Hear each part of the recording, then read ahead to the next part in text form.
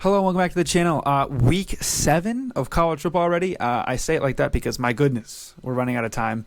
We're more than halfway done, which I don't even want to say out loud, even though I just did, because, my goodness, that's terrifying. But some good things happened last week, ladies and gentlemen. I'm starting to see the board pretty clearly. The last 2 weeks, 19-8 plus 20 units, okay? We're doing some pretty good things right now. Last week alone, 11-3 plus 9.7 units. We're starting to see the board, ladies and gentlemen, and that's always a good thing because, my goodness, I needed it at some points this year. But quickly recapping last week, I know I kind of already talked about it before. Big win with Alabama, 3 units, and that was, other games we pretty much won out. And I've got some pretty good plays for you this week. We'll quickly do the card. I'll talk about some games I'm not betting on, I don't think. And, we'll get right through it. Friday night, Stanford, Colorado, minus 10.5 is what I have it at. It's now 11.5. No problems by me. I really don't care because, we'll go with 11.5 just to make it easy for everyone because at the time of time of publishing is what we really care about here. So that's what we're doing with that. I think Colorado they got a really good opportunity to have a good standalone thing. I did talk about this game along with a few others on the Michigan Unplugged podcast, which I'll have a link in the description to the episode with Darnell and Giovanni. Very good Michigan friends, great guys, really helped me expand my Michigan community online, and forever grateful for them. So I was happily able to go on their podcast and talk about some picks. Check it out. Really great insight from these two guys on Michigan football. Not even just Michigan football but overall, but they're more specifically focused on Michigan football. So really good stuff there. Outside of that, I talked about it already in that one, but I can just quickly go over it here. I will want you to check out that video. Stanford, Colorado, Dion gets his spot. Going to be flexing their watch out there for Shedeur and those guys.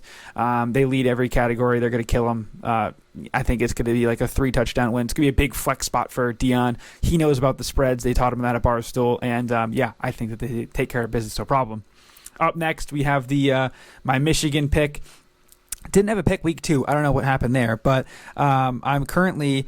5-0 on Michigan picks, up 6.1 units. We're putting that on the line. We are doing a 2-unit play on Michigan minus 33. It's now 33. It was a bit higher. Now it's down to 33. So, hey, listen, if it moves in my favor, some negative CLV for me, but positive for you potentially. So, Michigan minus 33. I think it'll take care of business. It's going to be a sleep fest, snooze fest. Just finished recording the BCS podcast, which will come out tomorrow afternoon. Look, man, it's going to be a sleepy snooze fest. I think we take care of business then. There's honestly nothing that really is weird to worry about with Michigan game. Some other good games on at noon that you should worry about. Speaking of those other games at noon, let's see if I have them here. Michigan State, Rutgers. This is going to be a very gross game. It's going to be raining out in Piscataway. Michigan State is an underdog against Rutgers. That's where we're at right now. I know we kind of talked about this beforehand. David, credit to him, he mentioned that this could be a trap game, a bad game if they end up losing before the season. No other Michigan State fan would tell you something like that. That's just him. Just credit to David. I think that Michigan State should probably win this game. I think they might win this game.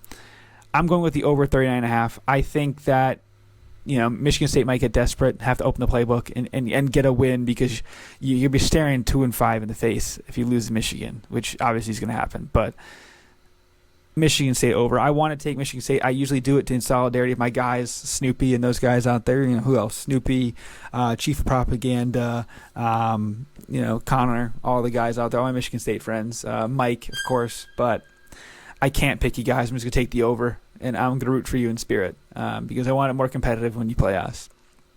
Boost my resume, damn it. As for the other team in that game, we could see Rutgers be 5-2 and be bowling in like week 8. Be crazy. Up next is Texas A&M and Tennessee. I like to do a Tennessee pick as well because I watch a lot of their games.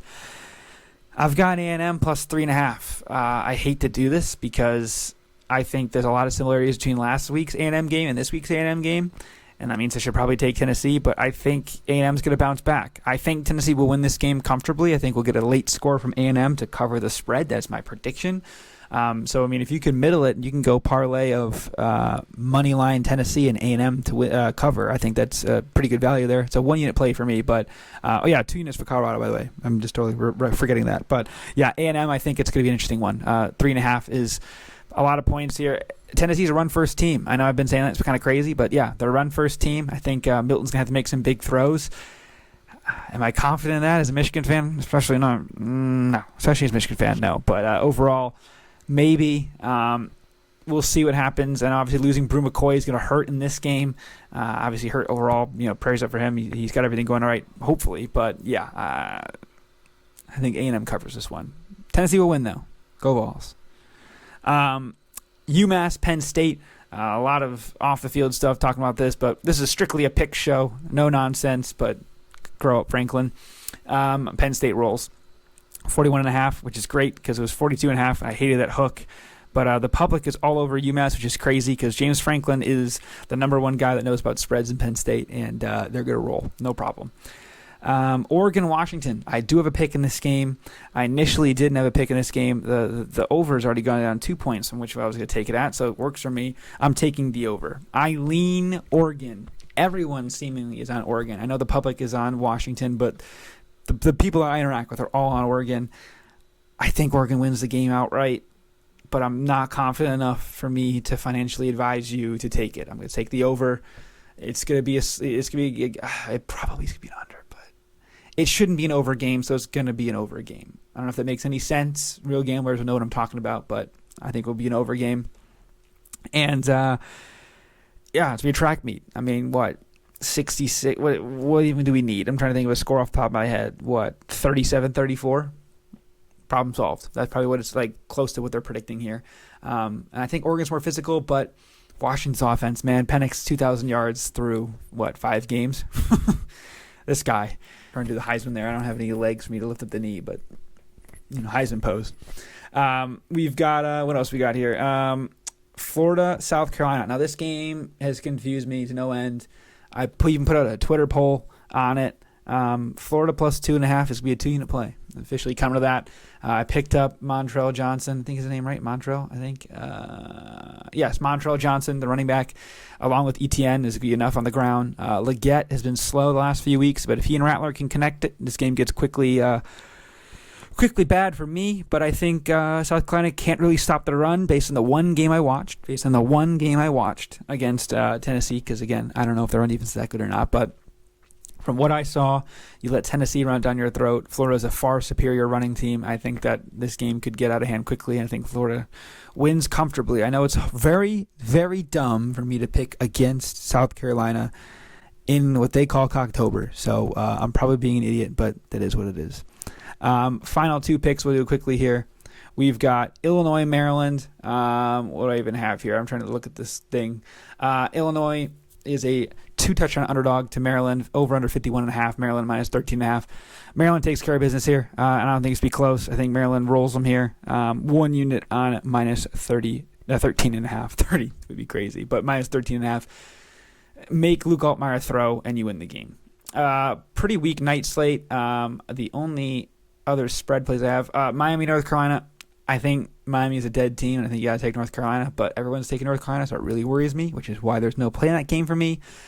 Oregon State should roll UCLA because whenever a team wins a game in the Pac-12, they lose the next week. It's just how that conference goes.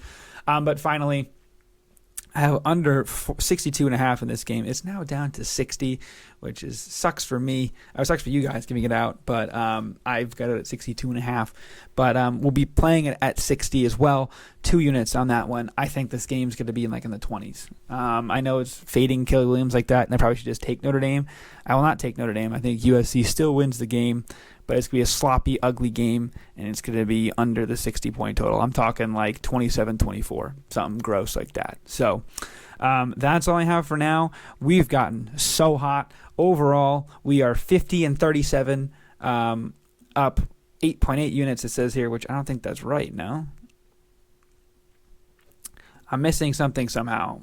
My formula is messed up somewhere. This is how. I think. Yes, I messed up my formula here. Sorry for the very bad videoing right now. Yes, up 8.8 units. We were up 1.8. We were up 10 units the last 2 weeks, not 20. I've messed that one up big time. So, but yeah, 9-7, up 9.7 units last week, 11-3. We're looking to double it this week. Let's go. I don't even think I have that many plays. How many plays do I even have? We have 9 plays. We're going to go 7-2. Book it. So, thank you all for watching. Please like and subscribe. We'll see you guys next time. Peace.